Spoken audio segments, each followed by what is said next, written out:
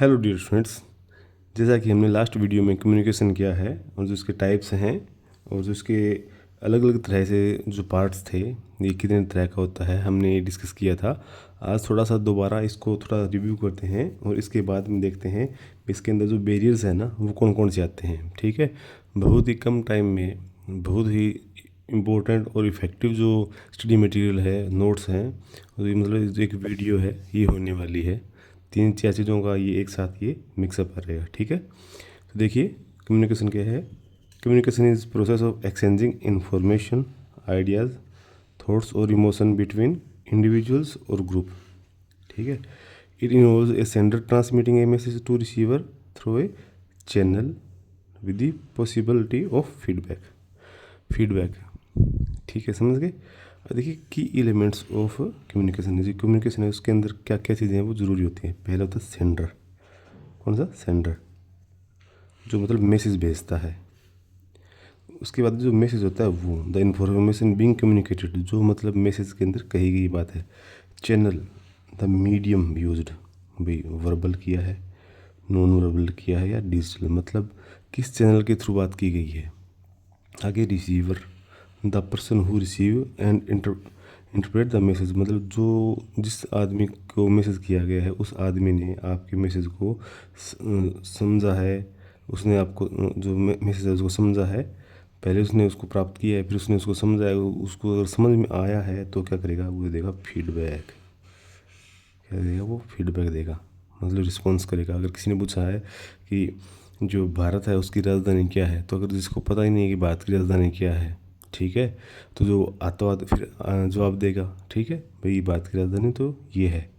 ठीक है, समझ गए। अब किसी ने बोल दिया जैसे ये विन का साइन है या टू का साइन है, तो जो समझिएगा भाई विन किस तरह से लिखा जाता है। ठीक है, विन है वो किस तरह से शो होता है और जो टू है वो किस तरह से शो होता है।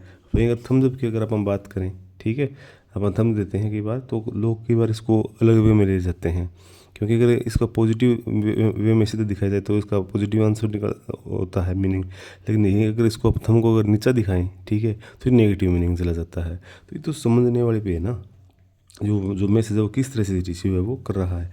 नॉइज, ये देखिए,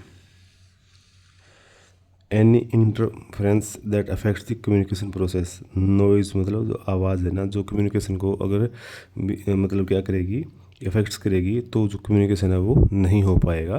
तो आज हम देखते हैं इसके कम्युनिकेशन के बैरियर। कम्युनिकेशन की जो बैरियर है उससे पहले देखिए बेनिफिट्स ऑफ इफेक्टिव कम्युनिकेशन की। अगर इफेक्टिव कम्युनिकेशन होता है तो उसके क्या बेनिफिट मिलते हैं, तो इन्हेंस रिलेशनशिप। जब अच्छी तरह से कम्युनिकेशन होता है तो रिलेशनशिप्स है वो बढ़िया बनती है, बिल्ड ट्रस्ट होता है। ठीक है, understanding in personal and professional life. ठीक है, ये बेनिफिट है। Increase productivity, ensure clarity of task, reducing errors. मतलब जब कम्युनिकेशन होता है वो तो बढ़िया तरीके से जब होता है ना, जब दोनों सेंडर और रिसीवर दोनों अच्छी तरह से जो मैसेज दिया गया है उसको अच्छी तरह से समझ रहे हैं, जो बात कही गई है टारगेट लैंग्वेज में उसको समझा जा रहा है, तो जो बात है, जो कोई काम है ना, वो बहुत जल्दी होगा। आगे देखिए, बूस्ट कॉन्फिडेंस। जो क्या होगा इससे, जो कॉन्फिडेंस है ना वो बूस्ट होता है, और जो इंडिविजुअल होता है ना वो बहुत जल्दी काम करता है। आगे देखिए, encourage innovations, fosters brainstorming and idea sharing. जब कम्युनिकेशन स्ट्रॉन्ग होता है ना, बढ़िया तरह से होता है, तो इनकरेज इनोवेशन ऑटोमेटिक आ जाती है। रिड्यूस कन्फ्लिक्ट्स, जब चीज़ें बहुत अच्छी तरह से एक दूसरे को समझ में आ रही हैं, चाहे वो लैंग्वेज बैरियर हो, कुछ भी हो ना, अगर वो नहीं आ रहे हैं तो मिसअंडरस्टैंडिंग की है या और कोई कमी है ना, वो सारी ऑटोमेटिक दूर हो जाती है। ठीक है ना, तो ये देखिए, ये रहा सबसे इम्पोर्टेंट जो पार्ट है ना, यहाँ से क्वेश्चन भी बनता है हर बार। ठीक है, और ये इम्पोर्टेंट भी है।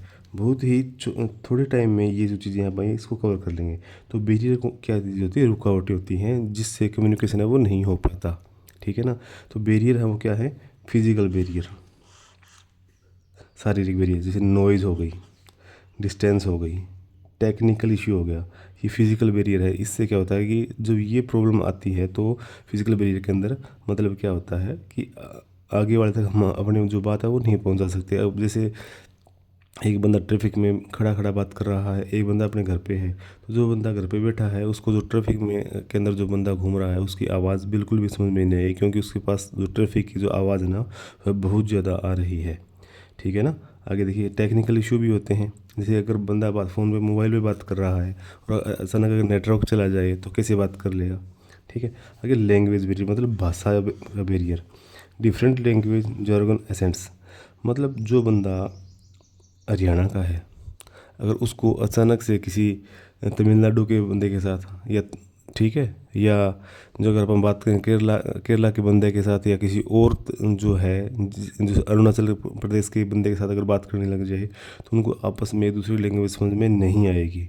तो जो कम्युनिकेशन है वो ढंग से नहीं हो पाएगा। तो इसलिए जो हरियाणा वाला जो बंदा है वो प्लस में जो तमिलनाडु वाला जो बंदा है वो अगर अपनी एक लैंग्वेज है ना जो दोनों की मतलब जो दोनों को समझ में आए, जैसे इंग्लिश लैंग्वेज है अगर वो दोनों को समझ में तो इनकी बातें बनेगी। वरना हरियाणा वाला तो बोलते रहेगा हिंदी और तमिल वाला अपनी खुद की लैंग्वेज बोलता रहेगा।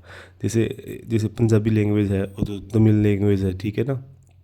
तो इनका भी एक कन्फ्लिक्ट चलता रहता है, क्योंकि पंजाबी वाली भी एक रीजनल हो गई और वो भी एक रीजनल है वो हो गई।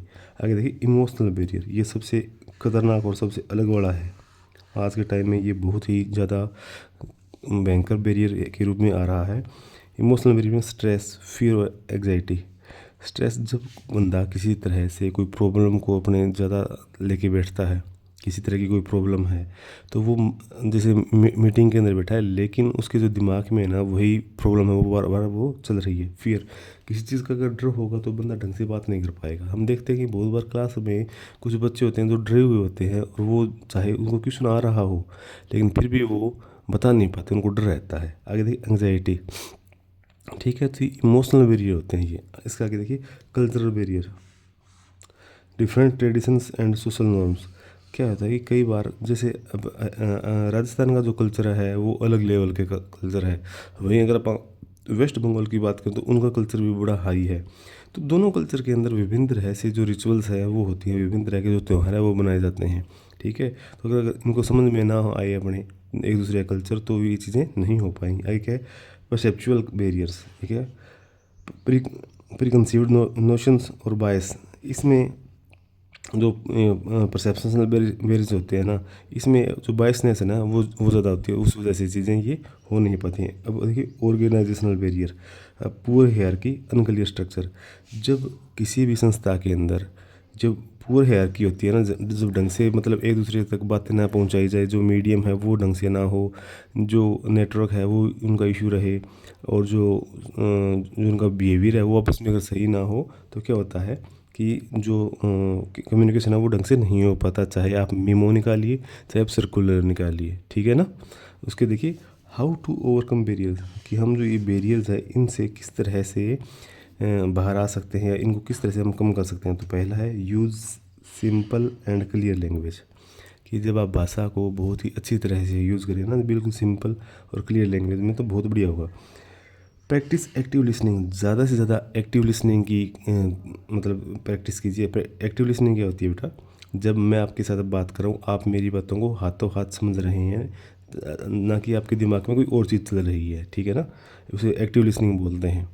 यदि प्रोवाइड कंस्ट्रक्टिव फीडबैक, हाथों हाथ जो कंस्ट्रक्टिव फीडबैक है ना वो आना चाहिए। ये क्या है, यूज़ अप्रोप्रिएट कम्युनिकेशन चैनल्स, जो अप्रोप्रिएट जो कम्युनिकेशन चैनल्स है ना, मतलब आराम से एक दूसरे को समझ रहे हैं, मैसेज किया है उसको समझ रहे हैं, ठीक है, वापस उसी तरह से आ रहा है जो मैसेज है वो उसे बोलते हैं। कि be aware of social cultural sensitivities, कि हमें ज़्यादा से ज़्यादा क्या करना चाहिए कि जो कल्चरल सेंसिटिविटीज़ है ना उनको समझना चाहिए। कि अगर हमें थोड़ा इसके बारे में जो नॉलेज है वो ज़्यादा गेन करनी चाहिए। जैसे अब एक आदमी को जैसे जोहर हो गया, जोहर कहाँ हुआ था, राजस्थान में हुआ था। ठीक है ना, अलाउद्दीन खिलजी के टाइम में पद्मावती ने किया था। अब दूसरी जगह सती प्रथा हो गई, कभी कुछ और हो गया। ठीक है ना, तो वो चीज़ें अलग हैं, उनको समझना पड़ेगा हमें। अब जौहर तो यहाँ हो गया राजस्थान में, अगर उसी तरह का कोई कॉन्सेप्ट है अगर तमिलनाडु में हो, अरुणाचल प्रदेश में हो, केरला में हो तो उसका नाम अलग मिलेगा अपने को। ठीक है ना। तो ये हमें और भी उस कुछ चीज़ें और भी होती हैं जिनका हमें पता करना चाहिए, इसलिए हमें ज़्यादा से ज़्यादा नॉलेज है वो लेनी चाहिए ताकि हम एक दूसरे कल्चर के बारे में समझ सकें। आगे देखिए, कंक्लूजन है वो देखिए, effective communication is essential for personal and professional success. कि अगर अच्छी तरह से जो बातचीत है वह पर्सनल लाइफ में भी और प्रोफेशनल लाइफ में भी हमें एक कामयाबी है वो दिलाती है। Understanding different types benefits and period helps individual communicate better and build strong relationship. ठीक है बच्चों, तो इसका आप लोग स्क्रीनशॉट है वो ले सकते हो और बहुत ही कम टाइम में आप लोग इनको कर सकते हो। तो आगे वाला जो पार्ट है वो भी बड़ा जल्दी आपको आएगा, ठीक है। और लगभग 2 से 3 वीडियो और आएंगे जिसमें ये आपका पूरा पूरा AEC का जो सिलेबस है, एबिलिटी इन्हांसमेंट इंग्लिश का कोर्स है, वो आपका कंप्लीट हो जाएगा। ठीक है बच्चों, ऑल दी बेस्ट।